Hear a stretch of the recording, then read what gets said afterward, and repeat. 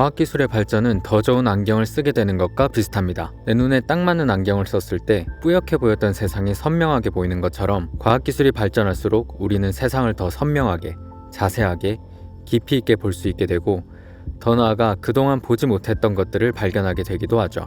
과학기술에 있어서도 우리 눈으로 볼 수 없는 것을 볼 수 있게 해주는 것이 있죠. 너무 멀리 있어서 보기 어려운 것을 볼 수 있게 해주는 망원경, 너무 작아서 보기 어려운 것을 볼 수 있게 해주는 현미경, 그 중에서도 꿈의 현미경이라 불리는 것이 있습니다. 바로 방사광 가속기이죠. 일단 방사광, 가속기라는 용어에서부터 꿈에서나 들어볼 법한 단어입니다. 방사광부터 설명해보면 방사광은 중심에서 사방으로 뻗쳐나가는 빛이라는 뜻을 가지고 있습니다. 전자를 진공 속에서 빛의 속도에 가깝게 가속시킨 후에 전자석을 이용해서 방향을 꺾게 되면 접선 방향으로 적외선부터 자외선, X선에 이르는 아주 강력한 빛이 방출되죠. 바로 이 빛을 방사광이라고 합니다. 방사광은 태양빛의 수억 배 이상으로 강도가 높은 빛입니다. 방사광은 인공적으로 만들 수도 있지만 우주에서 별이 수명을 다해 폭발할 때도 방사광이 생긴다고 하죠.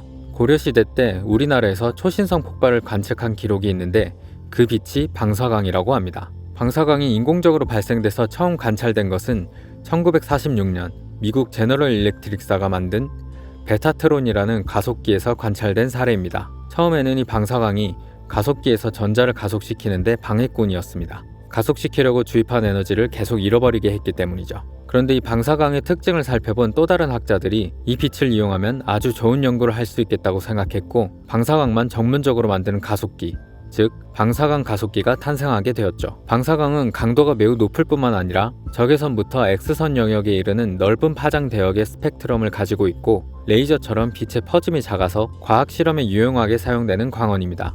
아주 작은 단백질 분자들의 결정구조 해석에서부터 재료과학, 의학, 생물학, 화학, 물리, 환경공학 등 다양한 과학기술 분야에 활용되고 있죠. 가속기는 빛을 만들기 위해서 전자를 가속하는 장치입니다. 가속기는 크게 입자가속기와 방사광 가속기로 나눌 수 있는데요. 입자가속기는 가속시킨 입자를 다른 입자나 물질에 충돌시키고 그 충돌에서 발생하는 여러 정보를 바탕으로 우주의 탄생을 연구하는 기초과학 분야부터 물질과 입자의 상호작용을 연구하는 소재과학까지 다양한 분야에 활용되고 있죠. 반면 방사광 가속기는 앞서 말씀드린 것처럼 가속된 전자가 자기장 속에 통과하면서 발생하는 방사광을 이용합니다. 방사광은 실험실이나 병원용 X선 발생기와 같은 일반 광원에 비해서 밝기와 세기가 수백만 배 정도까지 강하고 실험에 적합한 파장의 빛을 선택할 수 있는 폭이 넓어서 기초과학 분야뿐만 아니라 의학, 산업체를 포함한 여러 응용 분야에 폭넓게 사용되죠. 80년대부터 전 세계적으로 건설되기 시작해서 지금은 전 세계에 50여 대 정도가 있다고 합니다. 우리나라에도 3세대, 4세대 방사광 가속기가 있고 충북 오창에 2022년부터 짓기 시작해서 2028년이면 다목적 방사광 가속기가 준공될 예정이죠. 미세한 것을 보기 위해서는 빛의 파장이 미세한 크기에 맞게 줄어들어야 합니다. 우리가 눈으로 볼 수 있는 가시광선은 400에서 800나노미터입니다. 그것보다 파장이 짧으면 우리 눈으로 볼 수가 없죠. 그런데 우리가 방사광 가속기를 이용해서 보려는 원자의 크기는 대략 0.1나노미터입니다. 그것을 볼 수 있는 파장의 빛이 X선이죠. 전자가 아주 정교하게 만들어진 자석을 통과하면서 만들어지는 아주 강력한 X선이 원자와 만나게 되면 원자의 배열 구조에 따라 X선이 튕겨지는 패턴이 달라집니다. 이 패턴을 분석하게 되면 원자의 배열 구조를 파악할 수 있고 이런 방법을 통해서 DNA의 구조를 밝혀낼 수 있기도 하죠. 병원에서 쓰는 엑스레이는 같은 광선이지만 가속기에서 쓰는 것보다 파장이 더 짧은 X선입니다.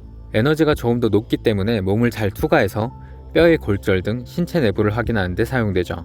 그런데 병원에서 쓰는 X선은 과학자들이 쓰기에는 빛이 너무 어둡습니다. 과학자들이 작은 시료를 선명하게 보기 위해서는 아주 좁은 공간에 빛이 훨씬 많이 들어가서 밝게 비춰져야 잘 볼 수 있겠죠.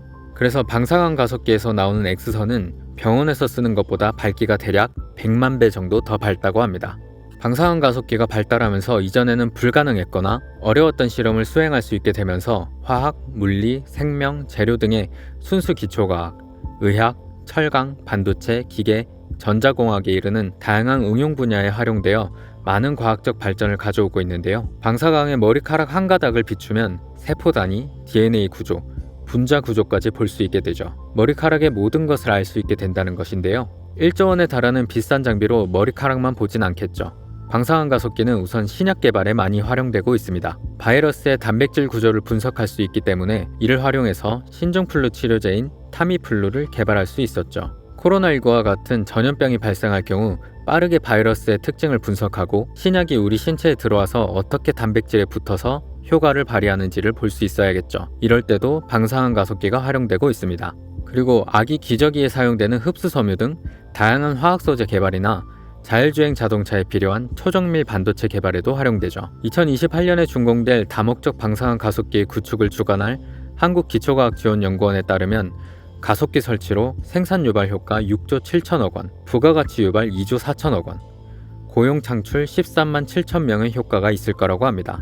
이런 경제적 효과도 중요하지만 방사능 가속기가 중요한 이유는 우리에게 새로운 과학적 발견을 가져다 줄 수 있다는 것이겠죠. 실제로 가속기를 이용한 연구를 통해서 노벨상을 수상한 사례가 30여 건이나 된다고 합니다. 앞으로 지어지게 될 다목적 방사능 가속기를 잘 활용한다면 우리나라의 과학기술 경쟁력이 더 강해지지 않을까 기대해봅니다. 이 영상이 가속기에 대해서 조금 아는 척하는 데 도움이 되셨다면 구독, 좋아요 눌러주시고 궁금한 과학기술이 있다면 댓글에 달아주세요. 여러분이 언젠가 아는 척 해볼 수 있도록 제가 대신 공부해서 아는 척 해보겠습니다. 과학기술이 세상을 바꿉니다. 언제나 그랬듯이.